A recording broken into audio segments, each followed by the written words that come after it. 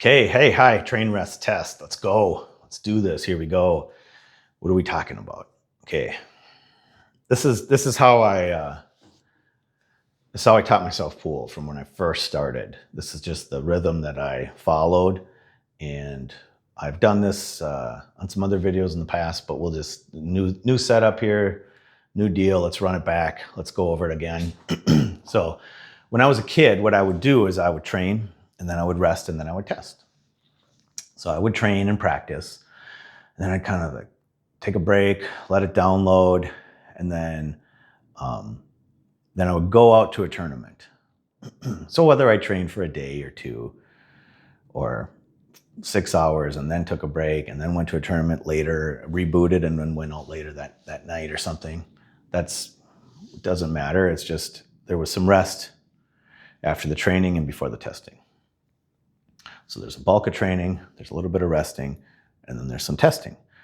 And through that rhythm, I was able to improve at pool, and I was able to improve rapidly. Okay, and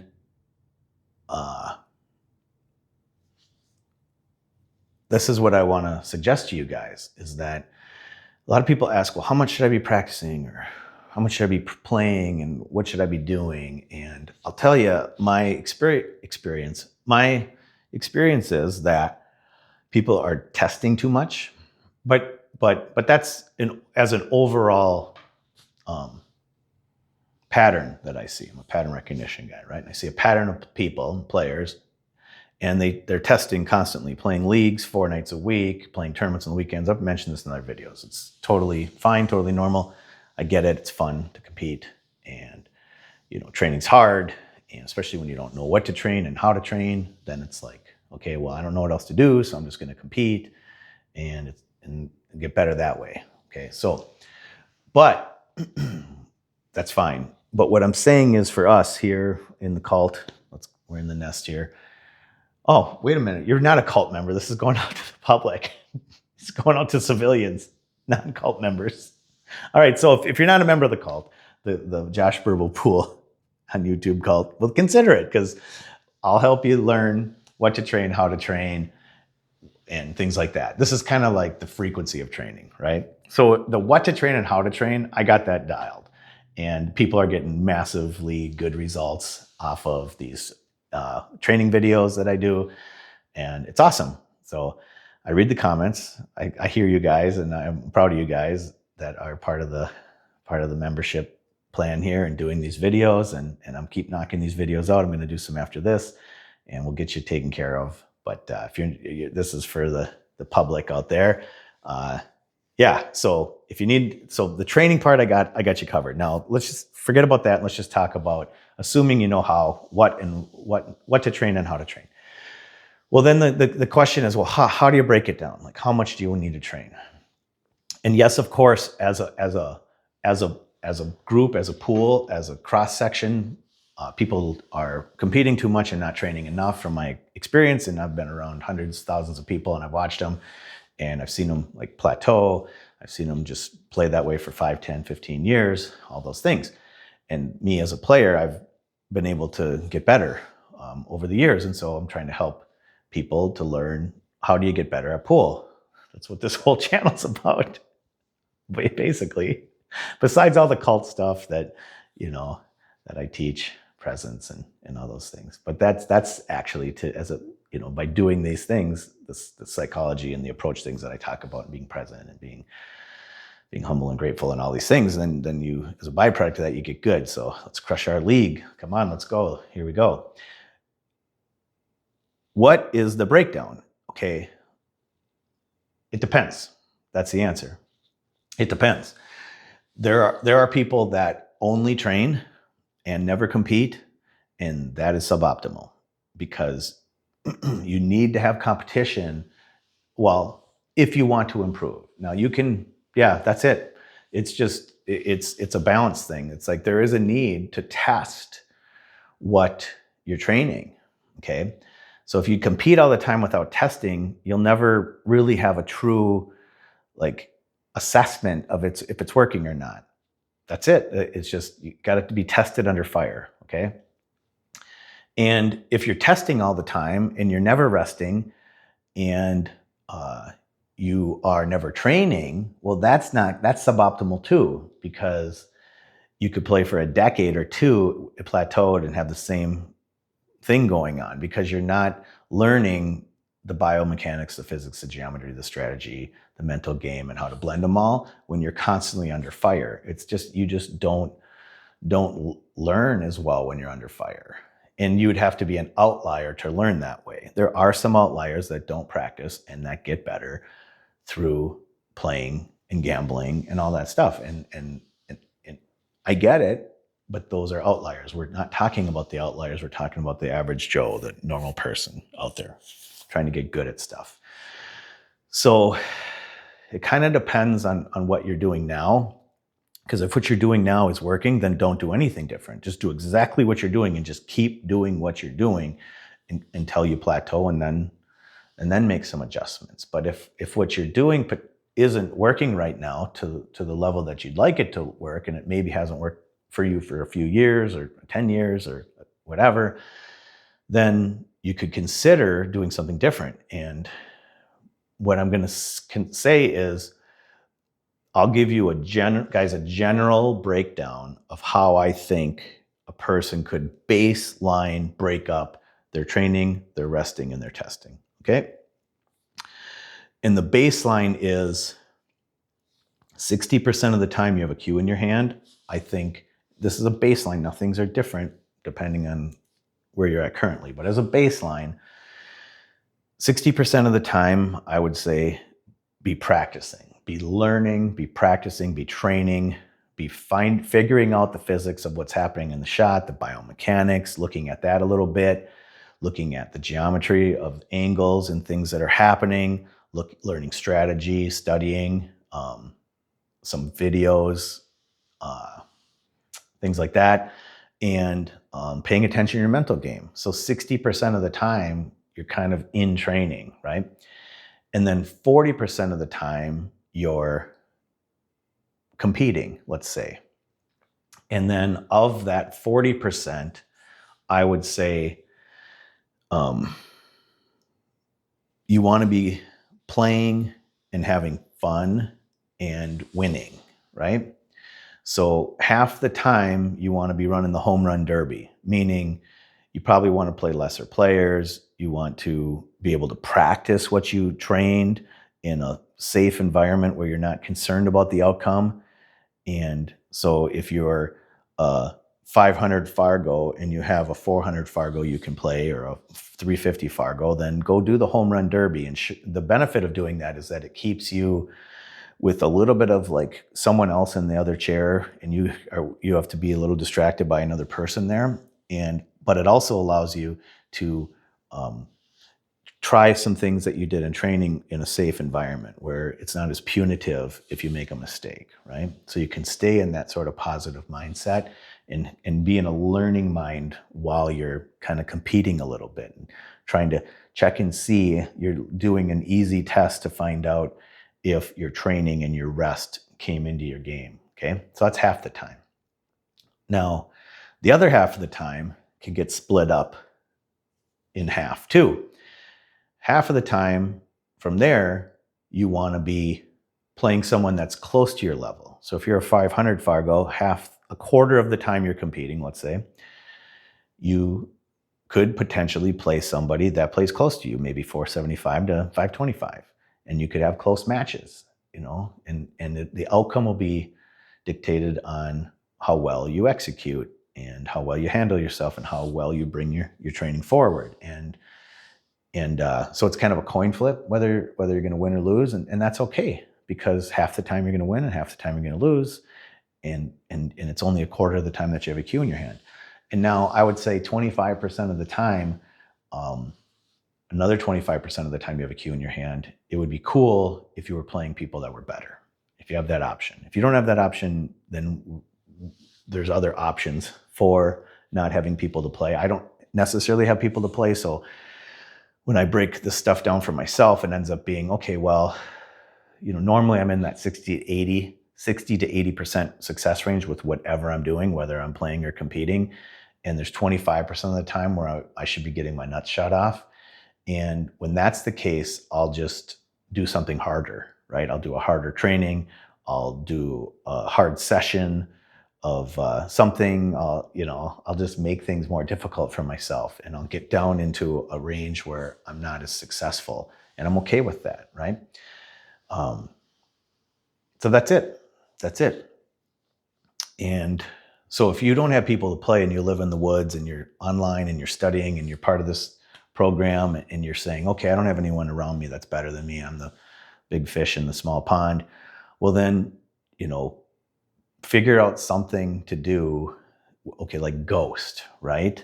Or something, okay, like it's easy with rotation. It's hard, it's a little bit harder with 8-ball, but with rotation, it'd be like, okay, well, what level of Ghost rotation can you get to beat at 80%? Is it, let's say it's 4 balls. Okay, well then, go to 5 balls once a week or whatever, and make it tougher, 6 balls, and get your butt kicked, and try to see where you broke down, that kind of a thing. Or turn your camera on, record something, and send it in to me. Play a race. Okay, I repriced my racing thing. If you want to play a race to 3,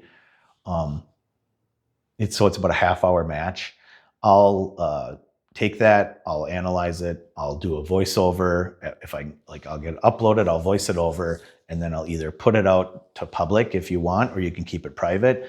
And then I'll also follow up with a list of things that I saw that you could work on and what you should be training. So that's $100. One of the members threw me $200 because he really appreciates me and wanted to make sure I was okay. But this is kind of a lost leader for me, and I love doing it. So even if it takes me longer than like my $100 an hour rate, I'm totally fine doing it. So, I'd rather do these than not do them. Not for the money, although I got wife and kids that need to make money, but more so because I enjoy doing them and I think they're a huge benefit. So I don't want to let money come in between us on if you're interested in doing that. So and then that creates shit your pants pressure, right? So you can record yourself and you get the shit your pants pressure, and I'll give you the review and do all the things too. So there's always a solution to any sort of challenge, right?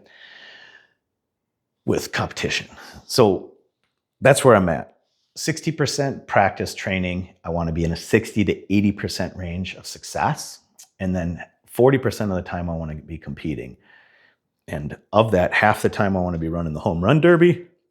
A quarter of the time I want to play someone close to my speed. And a quarter of the time I'd like to play someone that was a better player than me. That's the way I would suggest breaking down as a baseline, right?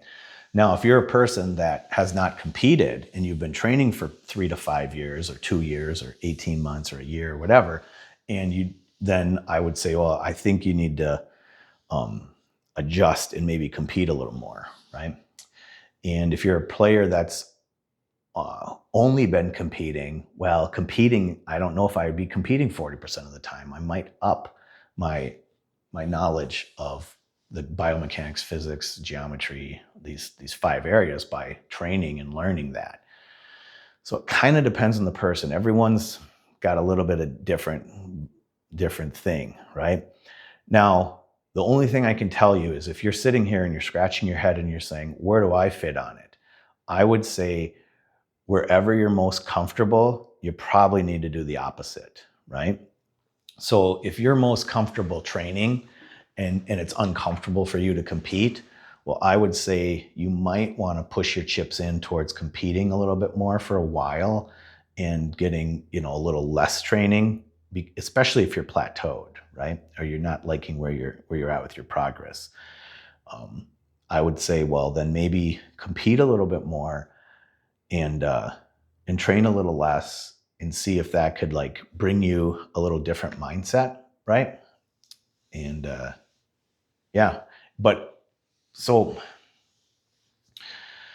let's just go back to the whole thing of the train, rest, test. It's just, that's the rhythm that I did to teach myself pool, and that is a rhythm that I think is very valuable. And the thing is that we need to go test so that we can see if these things in practice are working or not, right?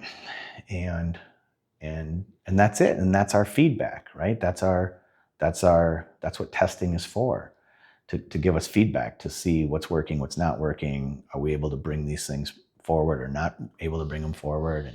And resting is important, because if we don't rest, we don't give ourselves a chance for that information to download, right? So if we're always competing, we can get a little frazzled and burned out. And if we're always training, we can get a little bored and stale and burnt out. And if we're not resting ever, that's a problem. Or if we're resting too much. I have people that I hang around with, Jolie, wink, wink, and he likes to rest a lot. And it's like, Jolie needs to not rest as much. Jolie needs to train more and play more if he wants to get to where he wants to get. So we've got a plan in place to make that happen. And it'll happen or it won't happen. But yeah, it's like I'm just assessing and advising, right? And so if you would like to assess and advise yourself, I'm giving you guys some guidelines, and I'm giving you guys some numbers and some things to think about. And it's not hard and fast, right? Because if you called me and said, okay, help me figure out how much to train, rest, and test, I would have to find out what you're doing and if it's working or not working, and then I would just adjust it accordingly. And it wouldn't be all or nothing. It wouldn't be if you're training all the time and you're never testing that we're just going to switch to test. No, it just feather in more tests, right? And if you're training, if you're just testing all the time and you're not training at all, well, I would suggest feathering in more training. It doesn't have to be dramatic. It can just be introducing these things and trying to increase resistance over time. Basically, it's like lifting, right?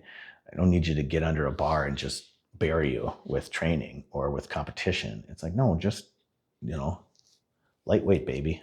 Just do some stuff to get used to it. It's like when I talk to people or I ran a lot. I used to run ultras by myself in the woods like a psychopath. Just a couple 30 milers on trails. And nobody ever asked me, well, how'd you do that? Because who cares? I didn't really discuss it with anybody. I've mentioned in other videos, but not like anyone's really super interested in that. But if they were interested and they asked me, well, how'd you do that? I'd say, well, first I started walking. And then I started walking, and after a while, my legs stopped itching, right? And then I'm like, oh, okay, well, now I walked a mile or 2 or 3. And then I'm like, okay, well, now I sort of want to try to run a little bit. So then I'd run half the time or a quarter of the time. And then eventually, after enough time of doing that, I started running more and walking less. And then I just started running. And then by the time I got a year into it or something, I was like, or 2 years into it, I was running a few miles each day. And I was like, this ain't doing anything for me. This is not challenging. I don't feel good. I'm bored. And so I read a book about the Taro and Mara, and they run like 250 miles and they're some of the greatest distance runners in the world. And they just run because that's how they get from place to place. And it's part of their culture. And then so I started I just said, well, what I'm doing isn't working. So, and I'm in pain, and I'm like, I'm not enjoying this. So then I'm like, well, what if I ran 10 miles? Would it change? It was this is the opposite of what I was doing and kind of outside of what I thought was possible and what I wanted to do. So then I just went out and ran 10 miles one day, and I'm like, wait a second, this worked. This is all of a sudden interesting to me. There's things that are happening over 10 miles that weren't happening over 3. And I found out, wow, when I get to mile 4 or 5, I actually feel good. And then by the time I get to mile 6 or 7, I start feeling bad again. But then by the time I get to mile 9 to 10, now I'm feeling good because I'm almost done. And then when I'm done, I feel completely different than when I ran 3.5 miles or 3 miles. I'd feel like crap and that was a waste. But now when I ran 10, I felt really, really good, right?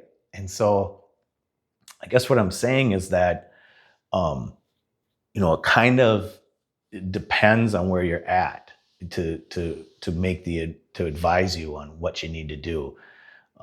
And sometimes it's way more volume, and sometimes it's way less volume, and sometimes it's way more training, and sometimes it's way less training, and sometimes it's way more competing and way less competing. But the bottom line is that there's a mix, right?